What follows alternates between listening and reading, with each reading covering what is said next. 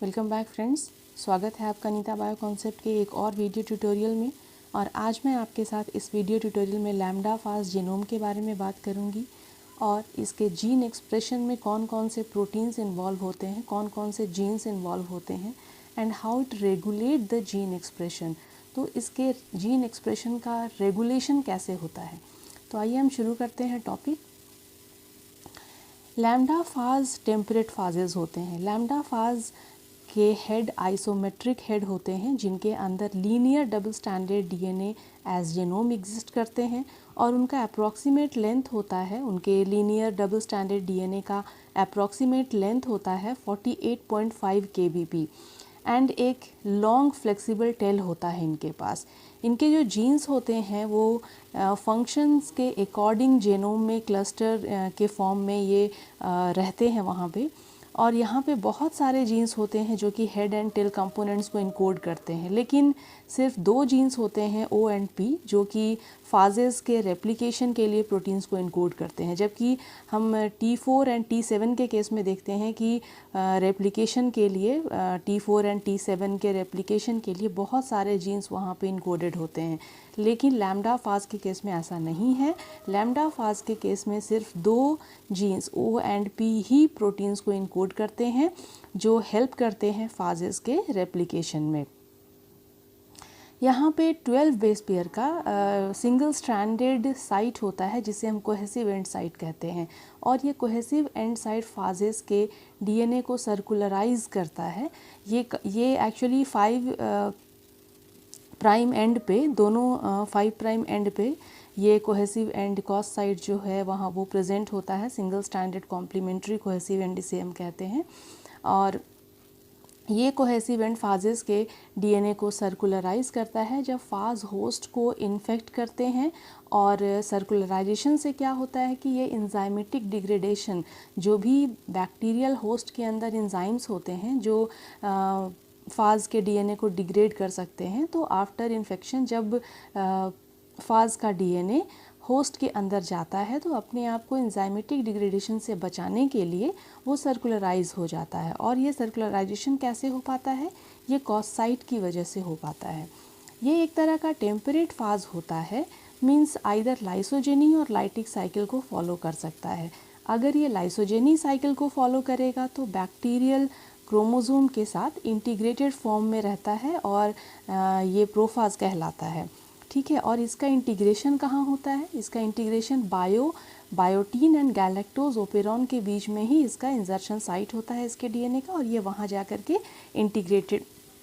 Integrated form में रहता है और प्रोफाज कहलाता है।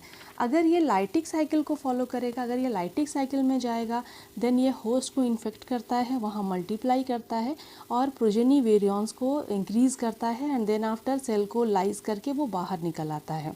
ठीक है, तो ये जो डिसीजन होता है लाइटिक एंड लाइसोजेनी साइकिल में जाने का, ये डिपेंड करता है बहुत सारे genetic, physiological and environmental factors पे ये डिपेंड करता है। ठीक है, जब इन्वायरमेंटल फैक्टर्स पुअर होता है तो ये लाइसोजेनी साइकिल को फॉलो करता है, और जब फेवरेबल कंडीशंस होता है, अच्छा ग्रोथ होता है बैक्टीरियल होस्ट सेल का, तब ये लाइटिक साइकिल को फॉलो करता है। तो हम आगे देखेंगे कि ये कैसे जीन एक्सप्रेशन होता है और कैसे जीन एक्सप्रेशन का रेगुलेशन होता है। तो अभी हम यहाँ पे देखेंगे, ये मैं आपको दिखा रही हूँ फाज लैम्डा का सिंप्लीफाइड जेनेटिक ऑर्गेनाइजेशन है। जेनेटिक ऑर्गेनाइजेशन फाज लैम्डा का यहाँ पे है। आप देखिए यहाँ पे दोनों तरफ यहाँ कॉस साइट आपको दिख रहा होगा, कोहेसिव एंड दिख रहा होगा। ये कॉस एल लिखा हुआ है, मीन्स कोहेसिव एंड ये लेफ्ट साइड की का है, और यहाँ पे है ये cos R, means cohesive side right hand side की तरफ। ठीक है, तो दोनों ही आप देखिए 5 प्राइम एंड दोनों तरफ के 5 प्राइम एंड पे ये सिंगल स्टैंडर्ड कोहेसिव एंड ये आगे निकला हुआ है, ये 12 बेस पेयर का है लेंथ। ये सिंगल स्टैंडर्ड 5 प्राइम पे कॉम्प्लीमेंट्री सिंगल स्टैंडर्ड एंड होता है, इसे हम कॉस साइट कहते हैं, जो कि फाज लैम्डा के सर्कुलराइजेशन में हेल्प करता है जब वो बैक्टीरियल होस्ट के अंदर जाता है उसे इन्फेक्ट करने के लिए। ठीक है, तो यहाँ पे कॉस एल और कॉस राइट दिया हुआ है। ये सिंप्लीफाइड जेनेटिक मैप है और ये नॉन इंटीग्रेटेड फॉर्म में, आप देखिए ये लीनियर है, means it is in non integrated form, means bacterial host के अंदर नहीं है, इन्फेक्ट नहीं किया है, किसी भी बैक्टीरियल होस्ट को अभी तक ये इन्फेक्ट नहीं किया है। ये अभी लैम्डा फाज के ऑक्टामेरिक हेड के अंदर है, लीनियर डबल स्टैंडर्ड के फॉर्म में, और इसलिए इसे हम नॉन इंटीग्रेटेड फॉर्म कह रहे हैं। ठीक है, यहाँ पे आप देखिए A to Z जीन्स नज़र आ रहा है। ये A to Z जीन्स जो है, यहाँ पे A to Z genes head और टेल के प्रोटीन्स को इनकोड करते हैं और असेंबली प्रोसेस में भी हेल्प करते हैं। ये हेड और टेल के प्रोटीन्स को इनकोड करते हैं, देन आफ्टर ये असेंबली प्रोसेस में भी हेल्प करते हैं। STF एंड TFA, यहाँ पे देखिए आप STF एंड TFA, ये क्या है? STF एंड TFA जीन्स जो होते हैं वो साइड टेल फाइबर्स को इनकोड करते हैं ये जीन। और यहाँ पे B2 रीजन, ये इसके बाद हम देख रहे हैं यहाँ पे B2 रीजन। क्या है ये B2 रीजन? ये नॉन एसेंशियल जीन्स होते हैं। B2 रीजन के अंदर जो भी जीन्स होते हैं ये नॉन एसेंशियल जीन्स होते हैं। देन आफ्टर हम यहाँ पे देख रहे हैं ATTP एट P साइट। ये एट P जीन्स क्या होते हैं? ये लैम्डा अटैचमेंट साइट होते हैं जो कि गैलेक्टोज और बायोटीन ओपेरॉन्स के बीच में होते हैं। ठीक है, उसके बाद हम यहाँ पे देख रहे हैं INT इंट जीन। ठीक है, तो ये INT जीन, इंट जीन्स किसके लिए हैं? दे आर फॉर इंटीग्रेशन, और ये बेसिकली इंटीग्रेज एंजाइम्स को इनकोड करते हैं। देन यहाँ पे है XIS सिस जीन, तो ये लैम्डा जीन्स होते हैं जो कि प्रोफाज के एक्सीजन के लिए प्रोटीन्स को इनकोड करते हैं, और ये जो प्रोटीन्स को इनकोड करते हैं उनका नाम है एक्सीजनेज एंजाइम, और ये एंजाइम एक्सीजन के लिए रिस्पॉन्सिबल होता है, एक्सीजन में ये हेल्प करता है। देन आफ्टर यहाँ पे है एक्सो। ठीक है, एक्सोजीन जो होता है that is for 5' to 3' exonuclease for recombination. तो ये एक्सोन्यूक्लियस एंजाइम्स को इनकोड करते हैं जो कि रिकॉम्बिनेशन के लिए होता है।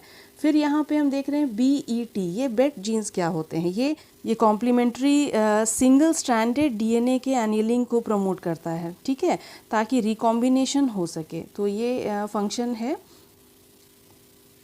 बेट जीन का, BET।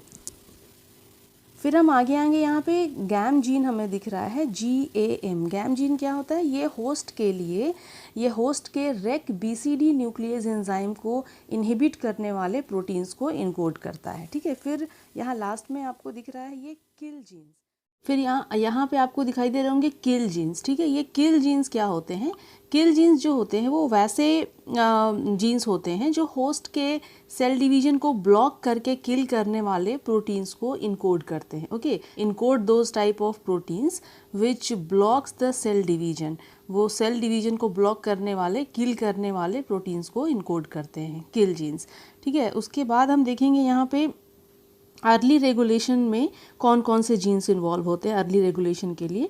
तो यहाँ पे सबसे पहला जीन हमें देखने को मिल रहा है C3 जीन। ठीक है, C3 जीन क्या होते हैं? C3 जीन C3 प्रोटीन्स को इनकोड करते हैं जो लाइसोजेनी को इस्टेब्लिश करते हैं, और ये होस्ट प्रोटीएज एंजाइम्स के द्वारा C2 के डिग्रेडेशन को भी ब्लॉक करते हैं। ठीक है, देन आफ्टर यहाँ पे है रैल जीन। रैल जीन्स क्या होते हैं? रैल जीन का मतलब होता है रेस्ट्रिक्शन एलिविएशन जीन्स। ये रेस्ट्रिक्शन एलिविएशन जीन्स जो होते हैं ये होस्ट के B and K restriction system के पार्शियल एलिविएशन के लिए होते हैं रैल जीन्स, और ये पार्शियल रेस्ट्रिक्शन सिस्टम के पार्शियल एलिवेशन के लिए प्रोटीन्स को इनकोड करते हैं। ठीक है, उसके बाद यहाँ पे हम देख रहे हैं एन जीन्स। एन जीन्स जो होते हैं वो एंटी टर्मिनेटर जीन होते हैं, और क्योंकि ये एंटी टर्मिनेटर जीन होते हैं इसलिए ये एंटी टर्मिनेटर प्रोटीन्स बनाते हैं, एंटी टर्मिनेटर प्रोटीन्स को इनकोड करते हैं जो डिलेड अर्ली जीन्स के एक्सप्रेशन को प्रमोट करता है। और डिलेड अर्ली जीन्स के प्रमोटर को एक्सप्रेशन को प्रमोट करने से क्या होता है? इसके कारण RNA पॉलीमरेज ट्रांसक्रिप्शन टर्मिनेटर को ओवरकम करके ट्रांसक्रिप्शन प्रोसेस को कैरी आउट करता है। ठीक है, तो ये फंक्शन होता है एंटी टर्मिनेटर प्रोटीन का। जो कि इनकोडेड होते हैं एंटी टर्मिनेटर एन जीन के द्वारा। ठीक है, अब हम यहाँ पे देखेंगे इसके बाद है C1 जीन। तो C1 जीन क्या होते हैं? C1 जीन जो होते हैं, ओके मैं एक चीज़ आपको बताना भूल गई यहाँ पे कि जो एन टर्मिनेटर जो एन जीन्स होते हैं जो कि एंटी टर्मिनेटर जीन्स होते हैं, वो एंटी टर्मिनेटर प्रोटीन्स को इनकोड करते हैं। उनके इसके लिए और आरएनए पॉलीमरेज जो है वो ट्रांसक्रिप्शन टर्मिनेटर को ओवरकम करके ट्रांसक्रिप्शन कैरी आउट कर रहा है। तो इस प्रोसेस के लिए, ट्रांसक्रिप्शन को कैरी आउट करने के लिए और ट्रांसक्रिप्शन टर्मिनेटर को ओवरकम करने के लिए इसके लिए इन दोनों प्रोसेस के लिए इनको रिक्वायरमेंट होता है न्यूट प्रोटीन का, मीन्स एन यूटिलाइजेशन साइट। ठीक है, तो N utilization site nut protein का रिक्वायरमेंट यहाँ पे होता है। और होस्ट फैक्टर जो होते हैं, यहाँ पे देखिए आप रेक्स प्रोटीन जीन के बारे में भी दिया हुआ है। तो ये host factor rex A and B जो होते हैं उनका भी यहाँ पे रिक्वायरमेंट होता है। ठीक है, तो ये अब हम बात करेंगे रेक्स जीन क्या होते हैं। Rex means restriction of exogenous phages, जहाँ पे सुपर इन्फेक्शन का केस आएगा। ये एक्सोजीनस फाजेस जो होते हैं और ये जो दूसरे फाजेस होते हैं जैसे कि P22 इन तरह के फाजेस से, एक्सोजीनस फाजेस से सुपर इन्फेक्शन को ब्लॉक कर देते हैं। ठीक है, फिर हम आएंगे C1 पे। अब हम आएंगे C1 जीन पे। C1 जीन जो होते हैं वो लैम्डा रिप्रेशर प्रोटीन्स को इनकोड करते हैं और लैम्डा रिप्रेशर प्रोटीन्स को इनकोड करने के बाद ये OL and OR means leftward operator and rightward operator, OL and OR ये दोनों से बाइंड करते हैं and then after leftward promoter PL और राइट वार्ड प्रोमोटर PR दोनों से ही ट्रांसक्रिप्शन को रिप्रेस कर देते हैं। ठीक है, तो ये फंक्शन होता है C1 जीन का, जो कि C1 प्रोटीन्स को इनकोड करते हैं। और देन आफ्टर ये OR2 ऑपरेटर से बाइंड करते हैं और OR2 ऑपरेटर से बाइंड करके ट्रांसक्रिप्शन को PRM मीन्स जो भी प्रमोटर होते हैं लैम्डा रिप्रेशर मेंटेनेंस के लिए, PRM promoter for lambda repressor maintenance, उनसे ये एक्टिवेट कर देते हैं। C1 जो कि PRA से एक्सप्रेस होते हैं वो लाइसोजेनी को इस्टेब्लिश करते हैं और जो PRM से एक्सप्रेस होते हैं C1 वो लाइसोजेनी को मेंटेन करते हैं। तो ये डिफरेंस होता है। उसके बाद हम देखेंगे यहाँ पे एक और जीन है क्रो जीन्स।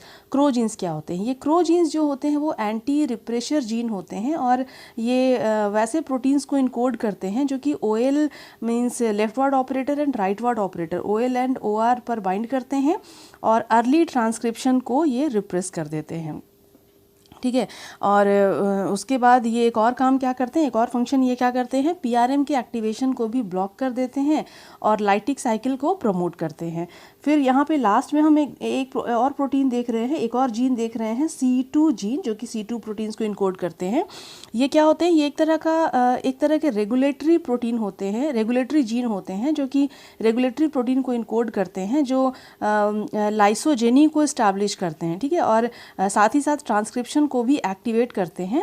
और देन आफ्टर ये क्या करते हैं, PRE से ट्रांसक्रिप्शन से जो भी C1 का सिंथेसिस होता है, O एंड P सिंथेसिस होता है, उसके लिए ये काम करते हैं। उसके बाद हम यहाँ पे देखेंगे OP एंड Q यहाँ पे जीन्स दिए हुए हैं।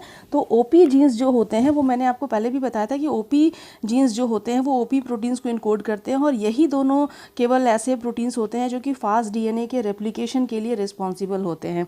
देन आफ्टर हम यहाँ पे लास्ट में देख रहे हैं DNA सिंथेसिस के लिए O एंड P जीन्स हो गए, जो कि O एंड P प्रोटीन्स को इनकोड करते हैं, जो DNA सिंथेसिस में रेप्लिकेशन में काम आते हैं, हेल्प करते हैं। और यहाँ पे Q जो होते हैं वो एंटी टर्मिनेटर प्रोटीन्स होते हैं, जीन्स होते हैं, Q genes anti terminator genes, जो एंटी टर्मिनेटर प्रोटीन को इनकोड करते हैं और साथ ही साथ ये क्या करते हैं, लेट जीन्स के एक्सप्रेशन को भी प्रमोट करते हैं।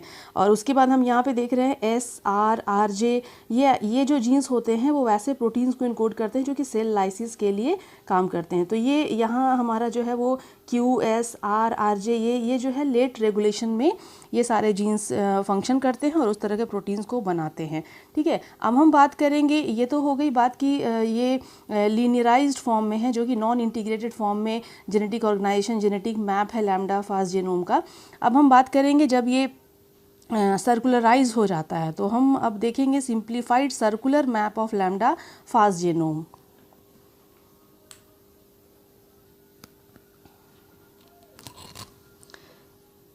ये हम यहाँ पे देख रहे हैं circular map lambda fast genome का, जो कि एक सिंप्लीफाइड तरीके से यहाँ पे दिया हुआ है।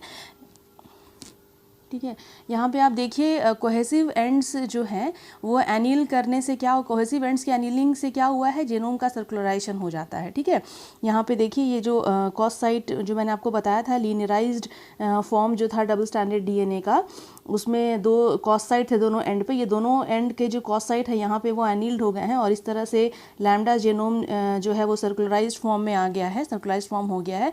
और यहाँ पे सभी लेट जीन्स जो है यहाँ पे प्रेजेंट है और जो मेन प्रमोटर्स होते हैं वो सब यहाँ पे प्रेजेंट हैं। तो मैं आपको एक एक करके बताती हूँ। ये PL का मतलब है प्रमोटर लेफ्ट वार्ड। ठीक है, उसके बाद यहाँ पे है PR का मतलब है प्रमोटर राइट वार्ड।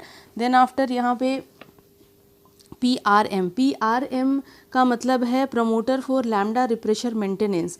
उसके बाद है यहाँ पे PRE का मतलब है promoter for lambda repressor establishment. Then after यहाँ पे है ये जो है अर्ली रेगुलेशन के लिए, मैंने आपको बताया था लीनियराइज्ड फॉर्म में अर्ली रेगुलेशन के लिए, डीएनए सिंथेसिस के लिए मैंने बताया था कि O एंड P जीन्स जो होते हैं डीएनए सिंथेसिस के लिए। और फिर हमने बताया था कि रेगुलेटर जो जीन्स होते हैं लेट रेगुलेशन के लिए, जो भी जीन्स होते हैं वहाँ पे वो आपका यहाँ पे है PR और PAQ। तो ये PAQ जो है वो है प्रमोटर फॉर एंटी Q। ठीक है, एंड देन आफ्टर ये PI जो है यहाँ पे PI, ये रिकॉम्बिनेशन में हम देख रहे हैं PI नाम का, ये इसका मतलब है promoter for integration, promoter for INT। ठीक है, तो इस तरह से हमने यहाँ पे देखा कि जो भी मेन प्रमोटर्स हैं वो यहाँ पे हैं और सभी तरह के जो लेट जीन्स होते हैं वो यहाँ पे इस सर्कुलराइज्ड फॉर्म जो है ये जीनोम का सर्कुलराइज्ड फॉर्म यहाँ पे प्रेजेंट है। तो this is about the simplified circular map of lambda genome.